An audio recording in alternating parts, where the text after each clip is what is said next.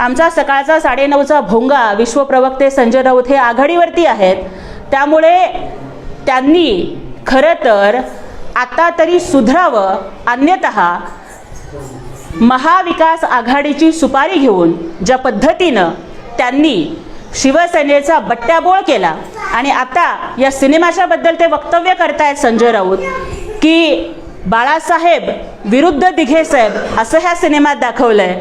राऊतजी, तुमचं सगळं आयुष्य हे काड्या लावण्यामध्ये आणि भांडणं लावण्यामध्ये गेलं.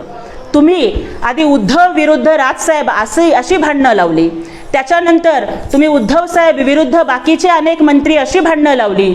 आता नशीब थोड्या दिवसांनी तुम्ही आदित्य विरुद्ध तेजस किंवा उद्धव साहेब विरुद्ध रश्मी वहिनी अशी सुद्धा भांडणं लावली नाहीत तर मिळवलं असं मला वाटतंय.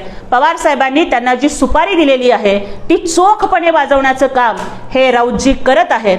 आणि दुसऱ्या राहिल्या त्या महाराष्ट्राच्या नौटंकीबाज अक्का, ज्यांनी धर्मवीर बद्दल म्हणे काहीतरी ट्विट केलंय आणि सुषमा अक्काचं असं होतंय की चहापेक्षा किटली गरम असा त्यांचा प्रकार होतोय.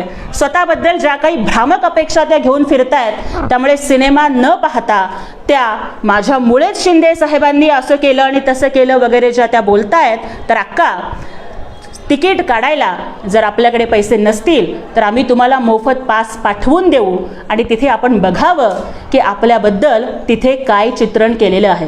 कुणाचंही नाव घेतलेलं नसताना स्वतःवरती ओढवून घेणं म्हणजे कुठंतरी त्यांना स्वतःला माहिती आहे की जी विधानं त्यांनी केली की आज मी महाराष्ट्राची कुलस्वामिनी आई तुळजाभवानीच्या मंदिरात आहे आणि आज मला महाराष्ट्राला प्रश्न विचारायचा आहे की याच आई भवानीच्या नवरात्रोत्सवात आई बसली आणि आई हसली अशा पद्धतीची फाजील विधानं करणाऱ्या या बाईला देवीचे भक्त माफ करणार आहेत का, हा विचार त्यांनीच करावा.